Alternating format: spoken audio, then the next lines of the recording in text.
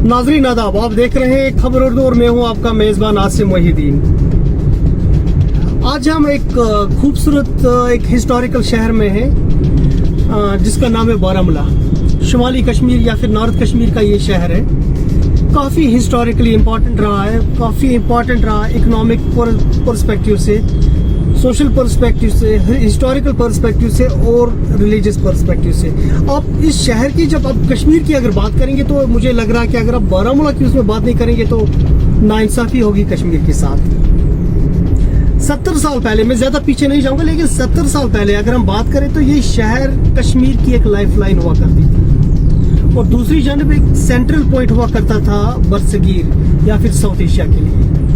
लेकिन 1947 में जब भारत और पाकिस्तान की तकसीम हो गई, डिवाइड हो गया, तो ये शहर वीरान होकर रह गया।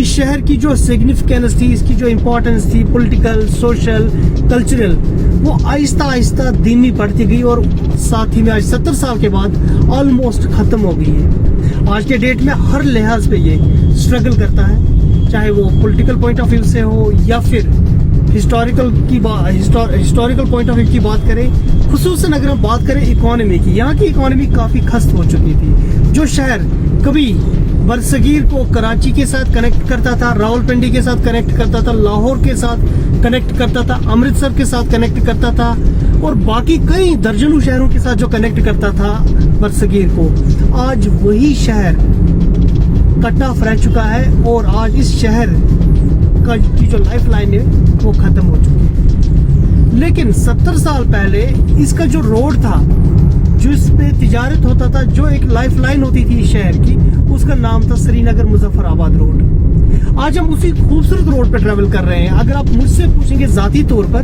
तो मैं आपको कहूँ कि सबसे खूबसूरत रोड मुझे बारामूला का यही लग रहा है। इस रोड पे बैलगाड़ियाँ चलती थी और इसको काट रोड भी कहा जाता था, जहलीम वैली रोड भी कहा जाता है। तो ये एक ऐसा रोड था जो ना कभी मौसम की वजह से बंद रहता था और ना कोई इस रोड पे किसी और तरह का खतरा होता था।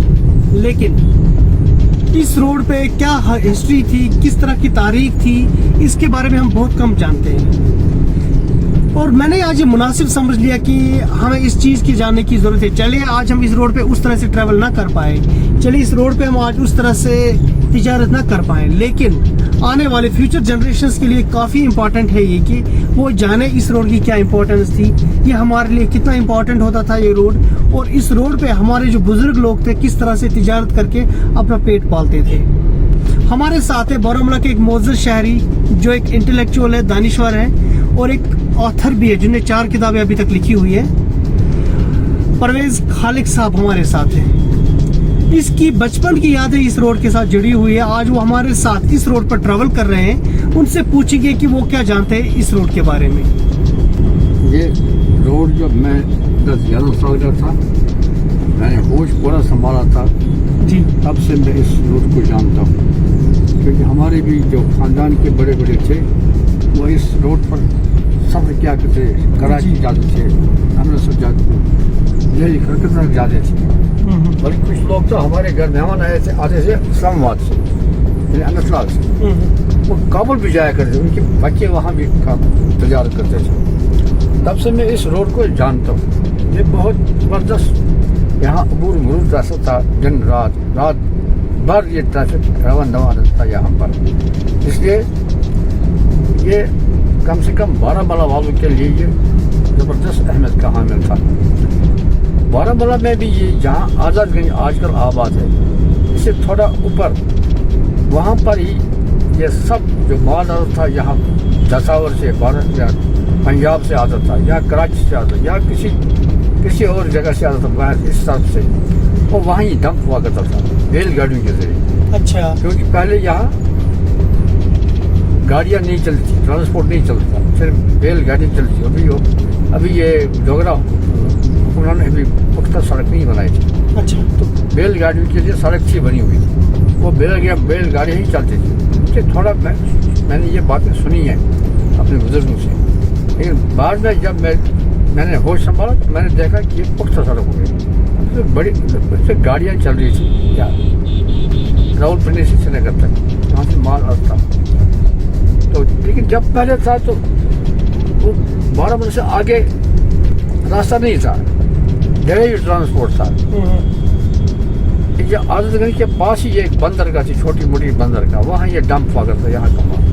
वहाँ से फिर बड़ी बड़ी कश्तियों में आज ये लोग उसको माल को ले जाते थे, क्या 2-4 दिन में किनारे किनारे पहुँचाते थे, उसे नगर कहाँ पहुँचाना होता था। लेकिन जब वक्त आगे बढ़ा तो डोगरा हुक्मरानों ने इस रोड को पक्का कर दिया और फिर ये इसका अबूर मुर बहुत ज़्यादा हो गया, दिन रात यहाँ पर ट्रांसपोर्ट चलने लगा। जी। अच्छा, ये जो रावलपिंडी श्रीनगर रोड है, ये दरअसल सबसे पुराना रोड है यहाँ। अच्छा। यानी आप ये मान लीजिए कि कश्मीर ऋषि के ज़माने से ये रोड रवान दवा रहा है। और जब बाहर के लोग आते थे तो उनको वैली में गुजरने के लिए सबसे पहले बारामूला आना पड़ता था, जिस वजह से बारामूला को बाबुल कश्मीर भी कहते हैं। अच्छा। Doorway of Kashmir. हाँ, यहाँ से वैली शुरू हो जाती है, यहाँ से दाएं बाएं आगे पीछे ये मुसत्ता ज़मीन फैलती जाती है। तो बड़ी वैली सामने आती है। यानी वो ज़मीन जो पहले पानियों में थी उसको सतीसर कहा जाता था। इसी को कश्मीर ऋषि ने क्या बारामूला के मकाम पर भी उस 8-10 नाले निकाले थे, जिससे पानी नीचे चला गया, क्योंकि वो सदा समुद्र से ऊपर था। बारामूला 5,500 फुट 5,200 फुट बुलंद है वो सदा समुद्र से बारामूला। तो ये जो आगे की मगरिब की तरफ जो ज़मीन थी वो नीचे जा रही थी, इससे पानी सब निकल गया इसका सतीसर का, तो वैली नमूदार होगी। लोग जो पहाड़ों पर पहाड़ों की चोटी पर आबाद थे वो नीचे आ गई, वैली में आ गए, तो कश्मीर बन गया। ये खूबसूरत, बिल्कुल बहुत ही खूबसूरत, दाएँ बाएँ हर तरफ नज़ारा, जंगलात, दरिया, जेलें, सब कुछ उसमें आ गए। पानी तो सब निकल गया, लेकिन 2-4 जगहों पर पानी गहराई थी बहुत थी, वहाँ से पानी निकले, उनको जेलें बन गई। जैसे जेली डाल, जेली वलर, जेली मानसबल, इस किस्म के अब इस वक्त वो सयाहती मकामात बन गए। फिलहाल हम कॉट वैली की बात करें, ये जो इसको कॉट वैली, कॉट रोड क्यों कहा जाता था? कॉट रोड इसको इसलिए कि बैलगाड़ी यहाँ से पहले जब ये पुख्ता सड़क नहीं थी, अच्छा, थोड़ी बहुत सी चौड़ी बोड़ी, इस पर सिर्फ बैलगाड़ी ही चल सकती थी। अच्छा। बैलगाड़ियों के जरिए ही माल आता था वहाँ से, पंजाब से, इसलिए उसको कॉट रोड नाम पड़ गया, जनरल मिल रोड। इसमें जब ये पूरी तरह क्या इसको पुख्ता किया गया जी, तो फिर यहाँ पर गाड़ियाँ चलनी शुरू हो गई। अच्छा। लेकिन वो कोई सरकारी गाड़ियाँ नहीं थी। अच्छा। वो प्राइवेट ट्रांसपोर्ट था। मुझे याद है बचपन में 2 किस्म की गाड़ियाँ यहाँ से चलती थी। एक अलाइट चराग दिन की बस आ गई, सफर करते थे। अच्छा। एक थी नंदा बस। अच्छा। वो किसी हिंदू की थी, तो वो चलती थी। ये 2 बसें प्राइवेट थी जो यहाँ पर कश्मीर आती थी, जिसमें जहाँ जिसमें सब ये जो सयाह थे, आलिम थे, फाजिल थे, वाजिब ताजिर थे, वो उसके ज़रिए सफ़र किया करते थे। तो 2 कश्मीर से मुतारिफ हो गई इसी रास्ते से। ये जो कार्ट कैसे चलती थी, मतलब ये सामान लेते थे, ये कार्ट किस लिए चलती थी और कितने दिन इसको लगते थे रावलपिंडी से बारामूला, बारामूला से रावलपिंडी? 10-15 दिन लगते थे रावलपिंडी से। अच्छा। हाँ, 10-15 दिन आने जाने में दोनों साइड। हाँ, और ज़्यादातर ये रात को चलती थी। अच्छा। ये बैलगाड़ियाँ। अच्छा। इनकी गर्दन में बड़ी बड़ी पीतल की घंटियाँ होती हुआ करती थी। अच्छा। जिनकी आवाज़ हम बारामूला वाले रात में सोते वक्त सुना करते थे, जब ये चलती थी, रात को चलती थी ज़्यादातर। अच्छा। हाँ, मुझे एक लतीफ़ा याद आ गया। मेरा भाई, बड़ा भाई जो था, वो अक्सर कराची जाता था माल लाने के लिए। अच्छा। اسی روڈ سے؟ اسی روڈ سے, ہاں بالکل اسی روڈ سے. بلکہ کابل میں لوگ زیادہ تھے یہاں اسی روڈ سے. کچھ لوگ تو پیدل حج بھی کرتے تھے اسی روڈ سے. اچھا. پیدل ان کے پاس پیسہ نہیں ہوتا, وہ پیدل جاتے تھے. 2-3 مہینے کے بعد آتے تھے وہاں سے حج کر کے. تو وہ گیا وہاں, اس نے لکھایا اپنا ایڈریس بارہمولہ, ہسپتال روڈ بارہمولہ کشمیر. لیکن جب مال نہیں پہنچا, تقریباً 3-4 مہینے کے بعد جواب آ گیا. اس نے لکھا تھا بارہمولہ, اس نے لکھا تھا, نہیں لکھا تھا دکاندار نے, اس نے لکھا 12 ملا. 12 کو اسے کیا تھا ترجمہ انگریزی میں 12. اچھا. 12 ملا لکھا تھا, وہ تلملا گیا وہ خط. اچھا. تلمل میں کوئی ہوشیار تھا, کوئی ڈاکیا, اس نے کہا یہ دراصل تلملا نہیں, یہ بارہمولہ ہے.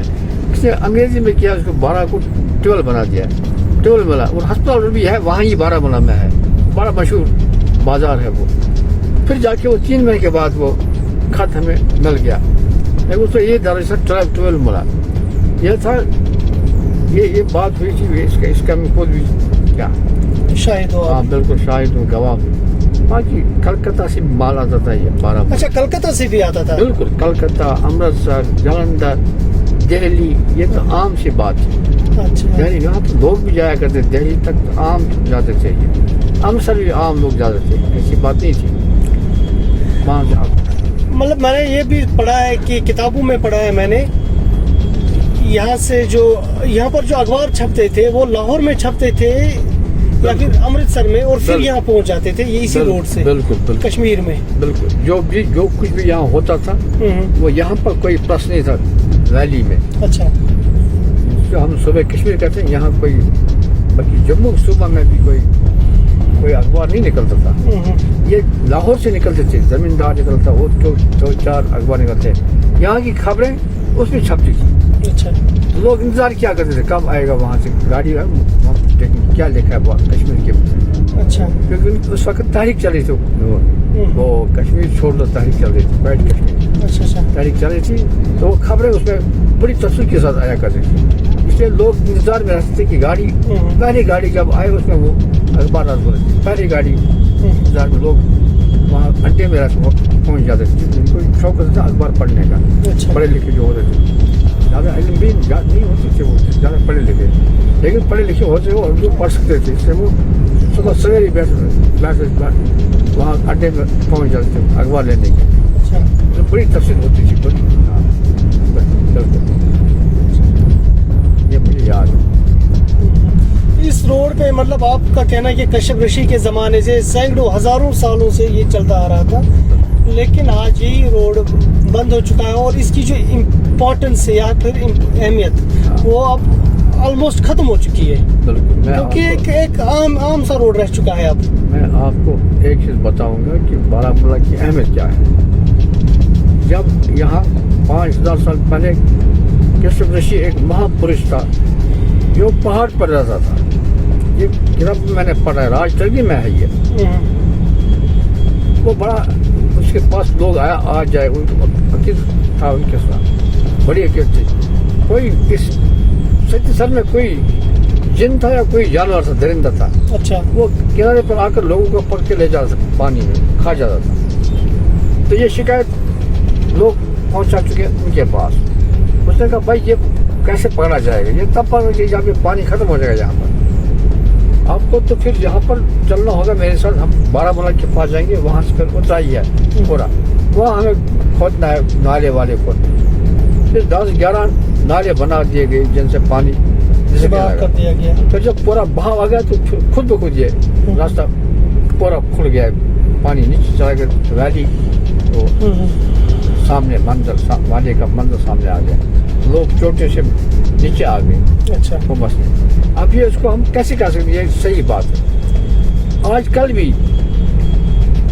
بھی یہ فارا میں پہاڑ, بڑے بڑے اوپر والے پہاڑ ہیں, وہاں پتھروں میں چھید بنائے گئے ہیں جہاں پر یہ کشتیاں اپنی باندھا کرتے تھے. اچھا. یہ اس کا ثبوت ہے کہ ستی سر پہلے یہاں تھا, بہت ایک سمندر کی مانند تھا وہ, جس کو کشف رشی نے پھر کھلوا دیا. پھر یہ ویلی ہمارے سامنے آ گئی. تو بارہمولہ کو باب الکشمیر کہتے ہیں, گیٹ وے آف کشمیر. یہاں سے بالکل اور گیٹ یہی تھا, بالکل گیٹ یہی روڈ تھا. بالکل یہی, اسی لیے کیونکہ یہاں پر یہ اس کا پانی نکالا گیا نا, اس کو پھر گیٹ اسی لیے نام دیا گیا, کیونکہ یہاں سے اس کا پانی ختم ہو گیا تو اس کو پھر ویلی کا گیٹ کہا گیا. اچھا, باب الکشمیر فارسی میں, عربی میں باب الکشمیر کہتے ہیں. اچھا اچھا. تو انگریزی میں اس کو گیٹ وے آف کشمیر کہتے ہیں, یا اس کا کہتے ہیں یہ دروازہ, ویلی کا دروازہ, پہلا دروازہ ہے. خالق صاحب اگر ہم اس جی جی بتائیے. اس لیے بارہمولہ کو بڑی تاریخی اہمیت حاصل ہے. یہاں سے ہی بڑے بڑے لوگ, عالم, فاضل, سیاح سب مطلب جو میں نے پڑھا ہے کہ جو باہر سے جو بھی کوئی آ گیا, ہندوازم میں, اسلام میں, کرسچینٹی میں, بدھزم میں, پہلا ٹھکانہ ان کا بارہمولہ ہوتا تھا. سری نگر جانے سے پہلے وہ بارہمولہ میں رکتے تھے, قیام کرتے تھے, اور اسی روڈ سے آتے تھے. وہ ہیون سانگ جو تھا نا وہ ادھر چائنا کا, جی, دنیا کا سفر کیا ہے, وہ بھی آیا ہے بارہمولہ, وہ بھی بارہمولہ ہے, بلکہ اس نے ٹٹھا مندر میں رات گزاری ہے وہاں پر. اس کا ایک بونیار کے قریب وہ ایک مندر ہے, کافی ہسٹوریکل ہے, بڑا ٹٹھا مندر. ہاں, وہاں اس وہ رات بڑھ رہا ہے. اچھا, وہ اس کا وہ ذکر ہے کہ راج ترنگی میں. اچھا, اور یہ ہے تو اس کو بڑی اہمیت ہے. اور بارہمولہ کی اعتبار سے بہت ہی کیا اہمیت ہے کہ یہ باب الکشمیر ہے, یعنی کشمیر کا یہ دروازہ ہے جو آتا ہے پہلے بارہمولہ پہنچ جاتا ہے. اس وجہ سے جب یہ راستہ کھلا تھا 47 سے پہلے تو اس کو بڑی اہمیت تھی, بہت اہمیت تھی. اور بارہمولہ میں معاشی طور پر بہت ہی آباد تھا, بڑی گہما گہمی ہوا کرتی, رات دن بس کاروان چلتا رہتا تھا, لوگ مصروف تھے, کوئی کسی کو کھانے پینے کی فکر نہیں, ہر آدمی بالکل خوشحال تھا, چاہے تب وہ امیر تھا یا متوسط تھا یا غریب تھا, لیکن کوئی فاقہ نہیں رہتا تھا. ہر ایک کو اپنا گزارا ہوتا تھا دن بھر کمانے کا, اس کا بنتا تھا. لیکن جب یہ راستہ بند ہو گیا اس کے بعد یہ سر سے پیر بن گیا, سکڑ کے رہ گیا یہ شہر, سر سے پیر بن گیا, یہ ایک سرحدی علاقہ بن گیا. بارہمولہ جو بالکل ویلی کے وسط میں تھا, یہ ایک سرحدی گاؤں بن گیا. اس کی وہ اہمیت جو پہلے تھی وہ ختم ہو گئی. وہ اب یہ وہ بارہمولہ نہیں رہا جو اس کی پہلے شان تھی, جو شان رفتہ اس کی تھی, وہ پھر بحال نہیں ہو سکی. آج تک وہ بحال نہیں ہو سکی. بہرحال وہ کر بھی کیا سکتے تھے, حکومت بھی کیا کرے گی جب راستہ ہی ہے. آپ یہ دیکھیں کہ ہمارے لیے صرف ایک راستہ دنیا کو دیکھنے کے لیے رکھا گیا ہے, وہ لکھم پور ہے. جی, باقی جو 5-6 راستے تھے ہمیں دنیا کو دنیا کے ساتھ جوڑنے کے لیے, وہ سب راستے بند ہیں. چاہے وہ کرناٹک سے تھا, کیرل سے تھا, یا لداخ سے تھا, یا گلگت سے تھا, یہ سب جو سینٹرل ایشیا کو جاتے تھا, یعنی یارکند, تاشکند, بخارا, وہاں تک بارہمولہ کا عبور مرور تھا. وہاں کی چیزیں یہاں آتی تھی. کہاں؟ بخارا سے, یارکند سے. گبے وہاں سے آتے تھے, یارکند سے گبے, نمدے جو کہتے ہیں وہاں سے آتے تھے. اچھا, چادریں آتی تھی وہاں سے. سموار اس کو ہم کہتے ہیں, سماوار, یہ وہاں کی کیا ایک ساخت ہے. یہ روسی ساخت کیا ہے, روس میں اس کو سموار کہتے ہیں, ہم اس کو سماوار کہتے ہیں. یہ وہاں سے کشمیری کو ملا.